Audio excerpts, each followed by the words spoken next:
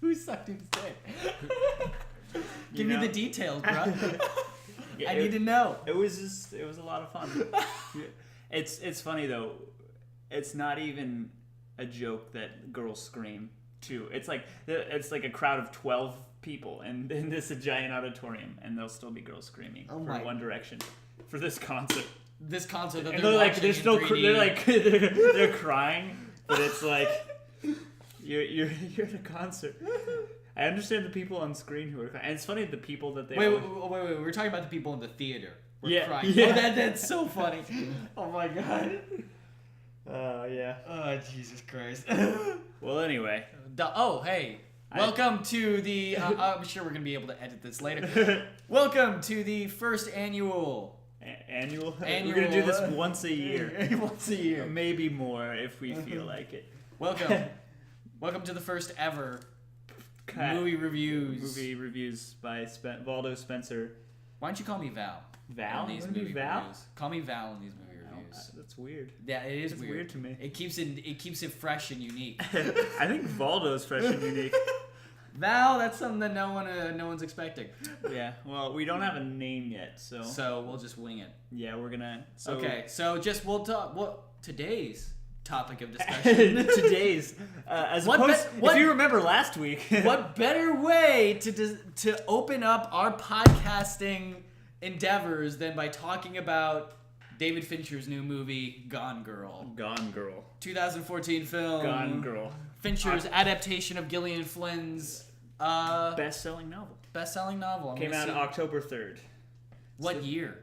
What year? I'm going to test you on this one. 2014. That's when the novel came out? Oh, the novel. I have no idea. 2012. Thank you very much. Best-selling novel. When did it become a best-selling novel? How does that happen? Does it just have to sell a lot of books? I think it's after a specific amount of books that you sell. But anyway, to get back on topic. We're going to be discussing Gillian Flynn's written screenplay. Yeah, which I have not read, but I mean, I feel like after watching the movie, I would like to. Yeah, that was one thing. That was probably my favorite thing about the movie. But before we get into that, why don't we give a synopsis of the movie? Well, okay, so Nick Dunn, played by Ben Affleck, was kind of disturbed one day when he comes home and sees that his wife, Amy Elliott Dunn, has gone missing, played by Rosamund Pike, and she's just gone. She's gone, girl. Yeah, she's gone, girl. And basically, what ensues is just a whole lot of media coming in, and he seems like he has something to hide.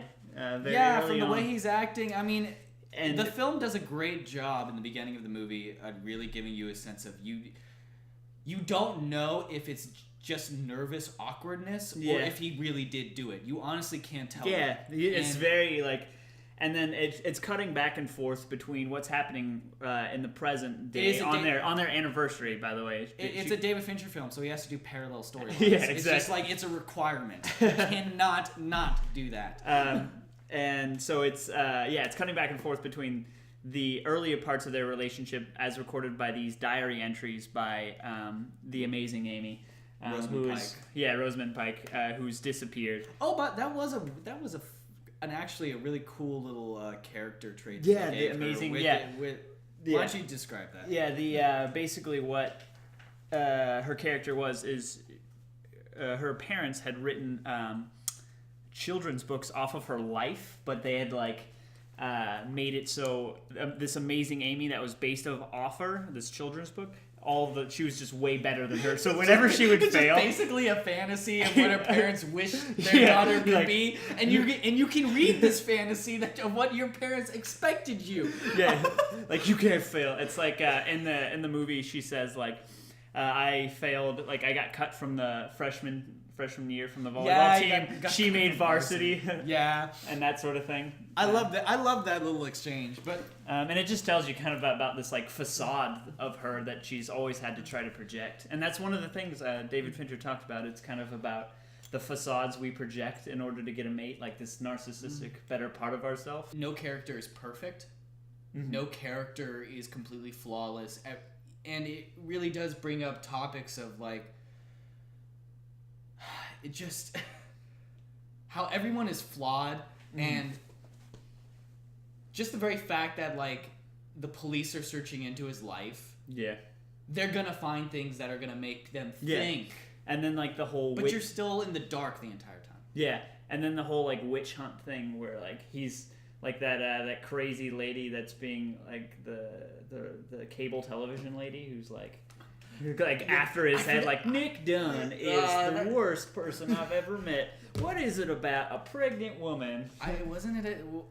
She was a parody of someone in particular. That was Nancy Grace, I think, wasn't it? Let me see. I don't know, but I thought that like there's like you said, the 3-dimensional parts of all the characters is really good, and I think that's for all the best movies for me are like that, and it's hard to do, like telling a story that you like characters but they're all still flawed. Like, so the whole team is brought back together for David Fincher's new movie. We have Trish Somerville doing the costuming. We have Dreff Cronenworth doing the cinematography. Ren Kleiss, I think that's his name. Let me confirm that. And you can't forget the glorious Trent Reznor and Atticus Ross. Trent Reznor and Atticus Ross coming back to do more electronic music. The sound, which honestly, I thought this is their best one. I felt like even more, like I know they won. I think they won the Oscar for Social Network. They were either nominated or got the. I'm pretty sure they won. They got a nod at the very least. But I thought this one was the best one that I've heard from them. Maybe I don't know. Maybe they're just more experienced, or maybe it's just me noticing them. It was the most dynamic soundtrack in that it vacillated between being absolutely gorgeous and being horrifying, really, really dark and depressing. Like I'm talking about like during the sugar scene. And if you listeners at home, if you've seen the movie, you will know exactly what I'm talking about. That sugar scene, the music during that scene, I thought was like gorgeous. Then there's another scene with NPH where the music is absolutely terrifying. I mean, it doesn't help that the scene is terrifying as well. Yeah, and it's absolutely horrifying. And I think with Social Network, it was more of just all electronic all the time, hacking music. Yeah, hacking music. And it sounded like a leaf blower getting eaten by a lawnmower. And with Girl with Dragon Tattoo, it's all dark. It's all Aphex Twins selected ambient works. Definitely. And so with this one, they got a whole chance to like go the whole range of just styles and I thought they did it effortlessly. I watched this thing where Trent Reznor was talking about how he was devolving, he was making kind of like that whole facade thing we were talking about. He was making the music fall away at certain parts, like it was beautiful sounding, and then the beauty would kind of fall away at like certain parts and be gross underneath.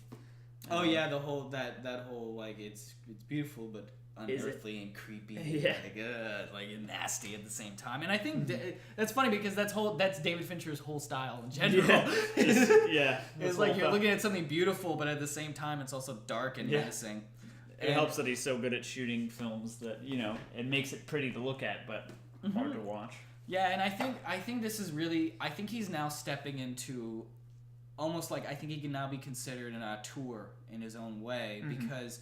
He's now got his own team that he works with consistently. Yeah. He brought back the same costume designer, for Christ's sake. He's now got a team of people that he works with on every film. Ever since he switched to like the Red Epic and shooting Social Network. Yeah. Dragon Tattoo and then Gone Girl. Now he's got his own like unique dark style. Yeah, they all have their like a new feel to it. Yeah, like, I know like Fight Club and Seven, they all kind of have it. For me, it's kind of different, kind of like early Tarantino with like newer Tarantino. They both kind of, and it's kind of the switch to digital as well. It kind of gives it a new flavor. Yeah, but I think I like it. I like it a lot. Yeah, I like his new style. I like his. I've always loved his style in general, but I mean, I do like where it's going. Although I'm just a little bit concerned in that he's starting to go to films that remind me more of Zodiac. Yeah. And more of the slower paced, brainy thrillers. And goddamn it, I just want another movie that's like a hardcore thriller. Like, I love this movie. It's very mature. It's very much what I expected David Fincher to make as he got older. Yeah. It's a very mature movie. It's dealing with a lot of like mature themes, infidelity, marriage, you know, growing older, those sorts of ideas and themes, even child rearing, in a very fucked up sort of way. Yeah, just subtly, but it's even there. Having children is in there, and it's fun. Like, it So was good. seriously awesome. Just all the characters were good. Like, I liked Ben Affleck in this like middle-aged kind of subdued role. And Yeah, he seemed more real and natural. It seemed more like this is what he is. Yeah, like more of what he is than like the kind of the characters that he's played. His own. They're not movies. trying to make him fucking Daredevil again. Yeah. You know, they're trying to make him like an actual person, a human being. And I thought he had some really cool moments. My favorite moment in the beginning is like when they hand him the clue or whatever, the first clue, and he's like, "I know this one," and I was like, "I've never seen that side of Ben Affleck." Yeah, you've before. never seen Ben Affleck Give like a cutesy boyish Yeah. smile. I know this. I know this one. David Fincher probably had to do 100 takes of that to get I mean, that. he does. He's known for doing 100 takes of everything, so yeah. That perfectionist awesome style. Mm-hmm. I can relate to that a little bit. What I loved about watching this movie was the entire time I was watching, I was going, yes, Ben Affleck should totally be Batman. Yeah, totally. I'm being sarcastic right now, Spencer. I don't think he should be fucking Batman. I think that watching this was like indication enough that he should be playing Batman. Maybe he should be directing it. Yeah. We'll see. I mean, I'm trying not to. My thing is, if you try win, to hold judgment. Yeah, the whole judgment thing is, I always give one actors. You know, if a person in general wins Best Picture, I always give them one freebie. So, Ben Affleck won for Argo and then was cast in Batman, and so I told. That's what I always said. Like, he gets that one freebie.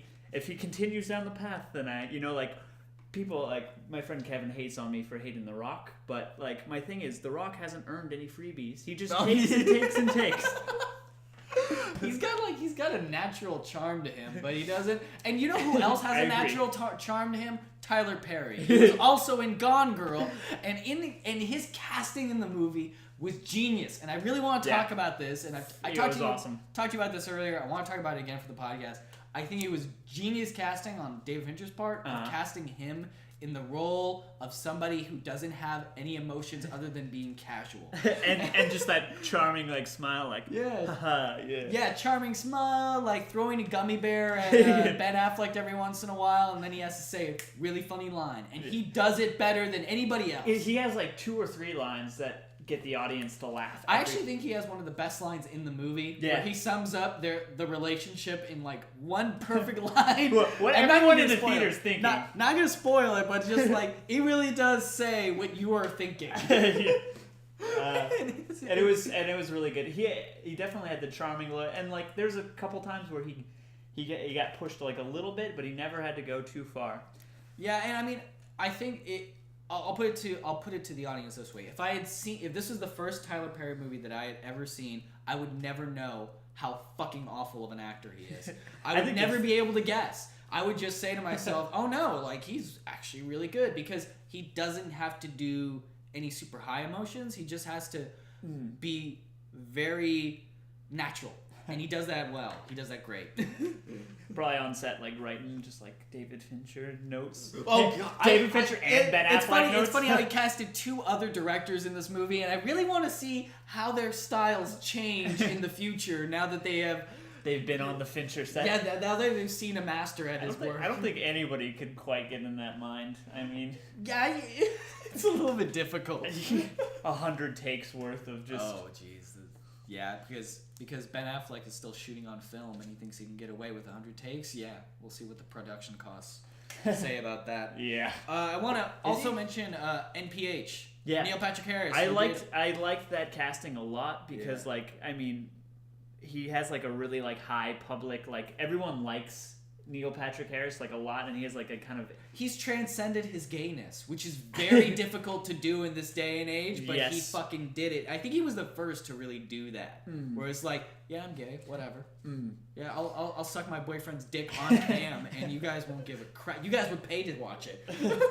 Yeah, and I liked the kind of like he's got that like funny like charming person, kind of like a charming persona as well, like public, because he hosts all sorts of like he's hosting the Oscars this year, like he hosts, and so he's got like a very like people like him, but it's played against this character of Desi who is like super kind of you don't know if you like him. Wait, I'm sorry. Did you just say that NPH is going to be hosting the Oscars this year? Yes.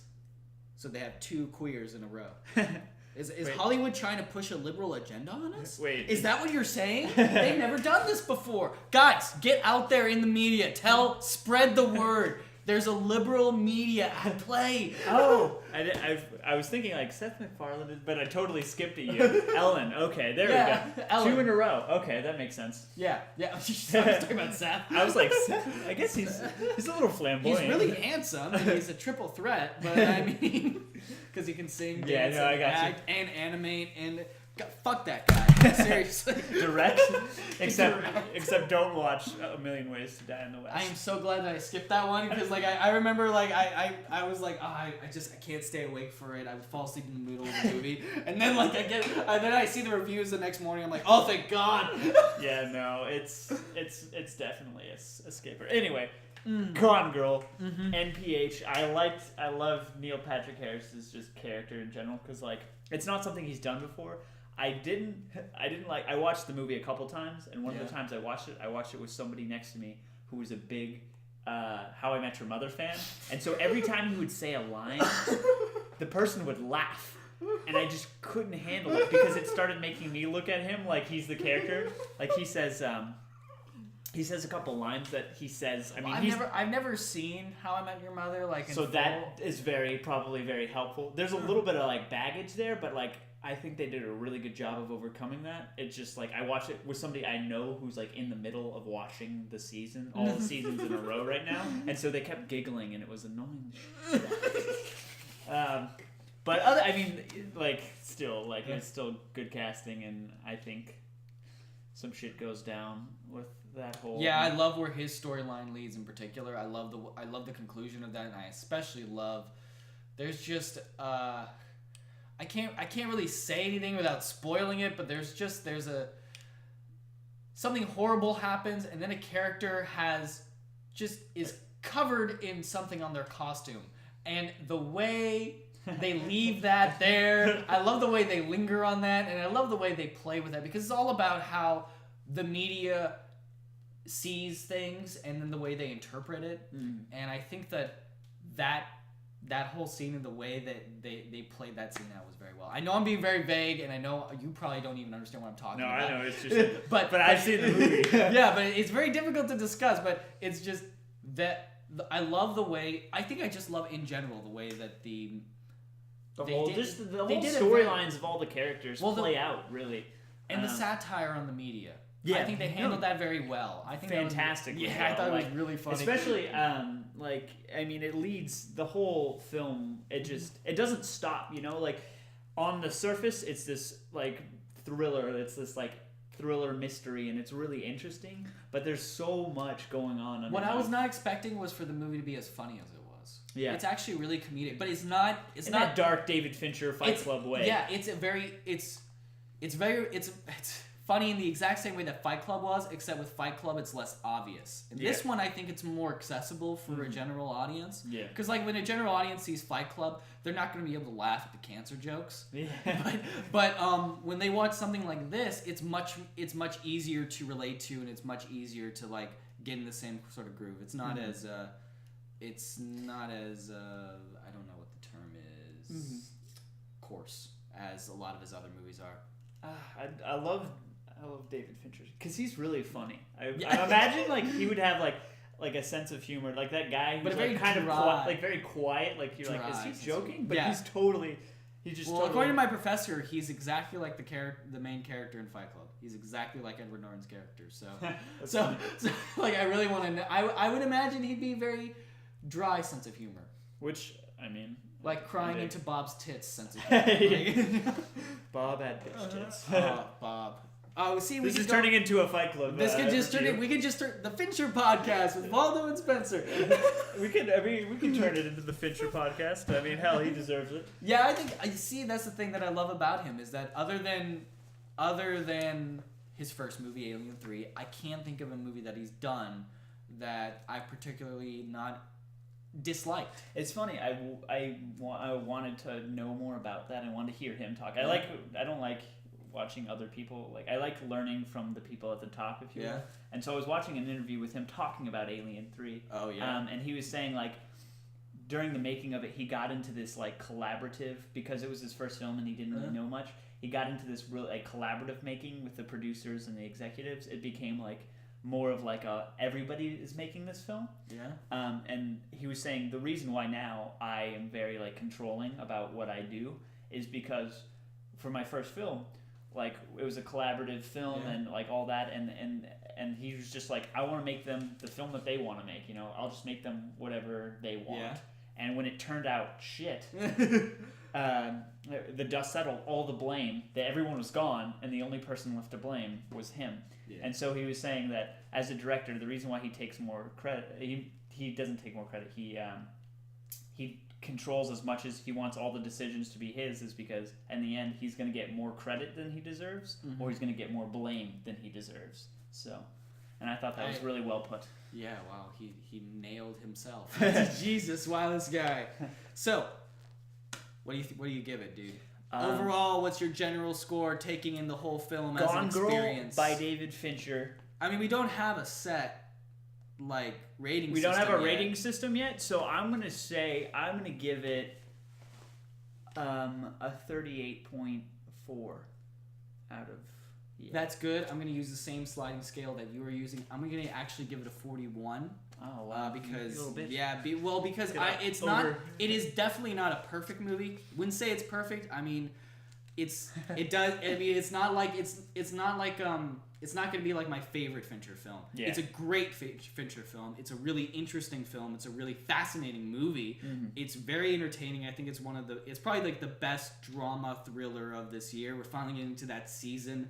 It's good film. It's the season. It's getting to that Oscar season, more of like thriller. This is where movies like Prisoners come out and movies like that. Awesome. And I was looking for the first movie of that time of the year, and this is a great kickoff for that. And I think it's probably the best so far of those types of movies. Yeah. Not my favorite Fincher film, but a great film and a great Fincher film overall. So I give it a 41. Yeah. Out of kind of. yeah.